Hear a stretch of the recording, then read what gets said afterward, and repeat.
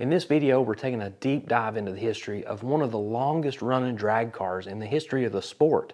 This is a 55 Chevy, and it's been on the drag strip since 1972. Every year I go to the Tri-5 Nationals. It's at Bowling Green, Kentucky, historic Beach Bend Raceway, quarter-mile track with tons of cool history and a lot of great events. And Tri-5 Nationals ranks pretty highly in my book. So every year a bunch of cool old race cars come out and play, and this is a great example.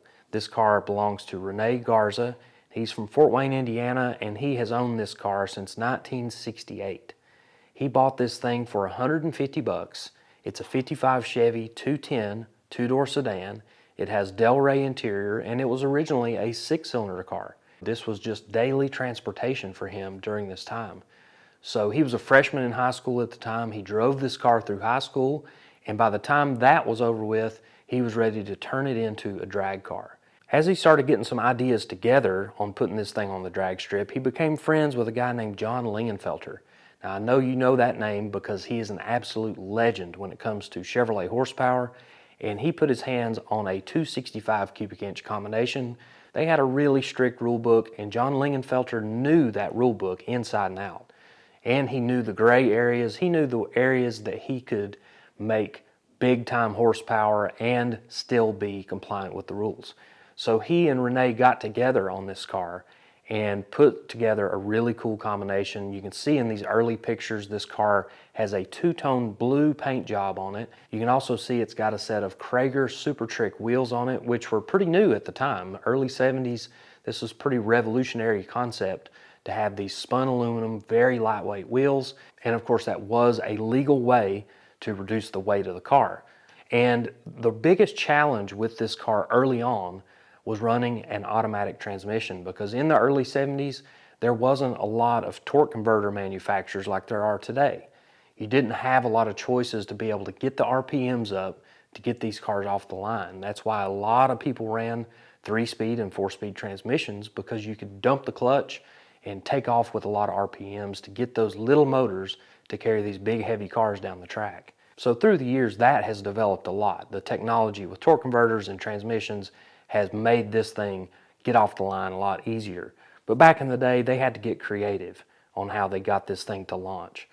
So originally he used a 12-bolt rear end and had some success with that, but the lowest gear ratio he could get was a 614, and that just wasn't quite enough to get the most out of this combination. We're talking about a 3,450 pound car with 265 cubic inches.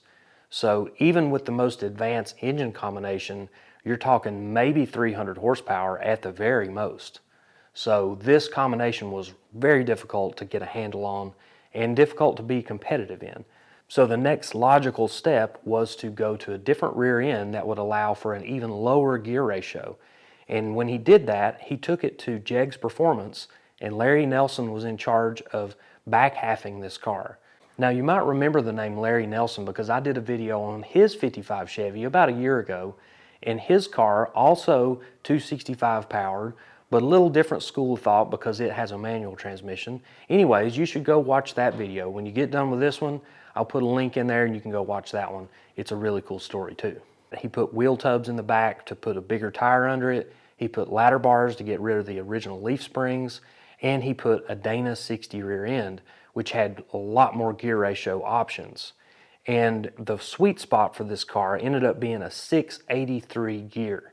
That's a crazy low gear ratio, even with a 32-inch tall tire, and even with this high winding little bitty small block Chevrolet, that's still a radical combination, and this thing is absolutely screaming at the top end. So that rear end swap happened in 1976, and you'll notice that this thing has a big tire under the back, but it doesn't look like it has a lot of wheel, and that's because they didn't narrow the rear end and they ran these special offset wheels that allowed them to fit it all in there. So no cutout fender wells like the Gasser days or anything like that. It's all tucked up under those quarter panels, and they did that with the special offset on the Krager Super Tricks originally. So we'll see as this car made changes through the years that they did change the wheel combination. They've run some weld drag lights on it, and the car currently has a set of monocoque wheels. They're extremely lightweight, and you'll see it does have that unusual offset on the back. So it's a stock width rear end with a really wide wheel and tire. Now these super stock guys are serious when it comes to finding any possible advantage over the competition, and one place they found it was in the tires. So a lot of these super stockers ran Firestone tires. They had the right compounds, the right sizes, the right rollouts, all the right stuff to give them that advantage over, let's say, Mickey Thompson or Goodyear or the other tires that came along. So in the case of this car, Rene ran a set of Firestones on it for many years, and eventually Firestone got out of drag racing, but those molds and those compounds actually went over to a new set of owners who changed the name to Phoenix Race Tires. And then eventually Coker Tire bought Phoenix Race Tires and continued producing them with those legendary compounds that work so well on these cars. And that's what he's running on this car today. He's got a set of Phoenix front runners and a set of big tall Phoenixes on the back. These things work really well, they hook up good, and they last a long time. And because they're made in original molds with original compounds, they're historically accurate even though they don't say Firestone on the side. So one thing is consistent throughout the entire photo gallery of this car is the contingency decals.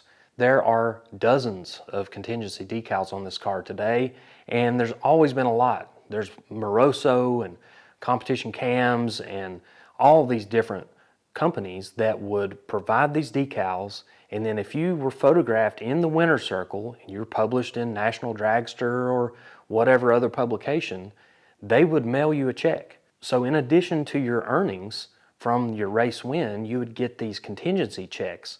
And that was a big, big part of Superstock racing. And it still is today, but back in the 70s, 80s, and 90s, this was the way that these guys made a living. This car always had a lot of decals. You can see it still does. And that's because this car is still NHRA legal and he still races it in Superstock O automatic. Now he did have to move a class from P automatic to O automatic, and that's just through time some of those classifications change. But this thing is still largely the same as what it was way back in the day. So through the years, the paint jobs changed. This thing originally was this two-tone blue, then it got another paint job with a sort of a two-tone red, two different shades of red, and then finally in 1991, it was painted with this red and white scheme, and that's what's still on this car. So if you go around to the back of it, there's a lot of cool hand lettering with gold leaf. It's beautifully done, and it's showing a little bit of age, but still very cool and a cool part of the history of this car. Another part of the history of this car is the emblem on the deck lid. That's an original dealership emblem from Parent Chevrolet in New Haven, Indiana. So another level of this car's history was revealed not too long ago. Rene was at the eye doctor whose last name happened to be Parent, and he didn't put two and two together that maybe that was related, but they got to talking about cars, and this 55 Chevy came up. Obviously, this car has been a part of Rene's life for many years now. And as they were talking about it, the eye doctor mentioned that he had a 55 Chevy, and it had a piston for a shift knob and some other little details that he talked about. And it really clicked with Rene because he remembered taking that piston shift knob off of the car when he started making this thing into a drag car. He took some of those parts and pieces off. So they both got a kick out of that. Another thing you'll notice on the back of this car is on that original chrome rear bumper are a lot of NHRA participant decals. Now, this thing ran at a lot of different races through the years, but you can see these big decals came from national events.